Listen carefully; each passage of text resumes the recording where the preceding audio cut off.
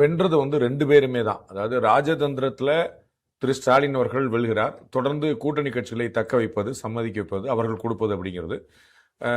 நாம வந்து வழக்கமான கட்சி இல்லை, நான் வந்து எல்லாரோடும் சேர்த்து அடக்கக்கூடிய கட்சி இல்லை அப்படிங்கிறத நாம வந்து மது ஒழிப்பு மாநாடு விடுதலை சிறுத்தைகள் கட்சி நடத்தின போது கிட்டத்தட்ட ஒரு 1.5 வருஷத்துக்கு முன்னாடி நடத்தின போது நம்ம சொன்னோம்.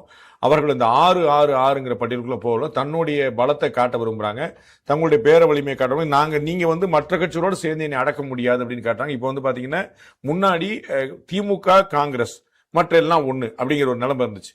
அதுக்கப்புறம் இப்ப வந்து பாத்தீங்கன்னா திமுக காங்கிரஸ் விடுதலை சிறுத்தைகள் 2 கம்யூனிஸ்ட் அப்புறம் மதிமுக அப்படின்னு ஒரு 4 லேயரை கிரியேட் பண்ணிட்டாங்க. அப்ப வந்து அதுல வந்து டாப் 3rd கட்சியா வந்து திமுக காங்கிரஸுக்கு அடுத்து இந்த கூட்டணி பெரிய கட்சி தான் அப்படிங்கிறத நிரூபிச்சு கொண்டு போய் நிப்பாட்டி வச்சிருக்கான்னு பாக்குறோம்.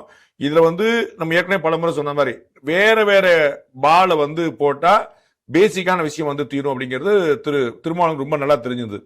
ஏற்கனவே வந்து பேச்சுவார்த்தை குழுட்ட போய் அதிகார பகிர்னா என்னன்னு அப்படின்னு அவங்களுக்கு வந்து விளக்கி சொல்லிட்டு வந்தேன் அப்படின்னாரு. நேத்து வந்து ஒரு கூட்டத்தை போட்டுட்டு ராஜ்யசபா சீட்டை கேட்போம் அப்படின்னாரு. அப்போ வந்து என்னடா புதுசா கூட்டிட்டே போகுது, லேட்டாக ரேட்டு கூட்டிட்டே போகுது அப்படிங்கிற மாதிரி டக்குன்னு வந்து கூட்டு வச்சுன்னு 24 வருஷம் நேத்து கூட்டம் போட்டு பேசும்போது அடுத்த 20 வருஷம் வந்து முடிச்சு விட்டாங்க. 8 சீட்டுக்கு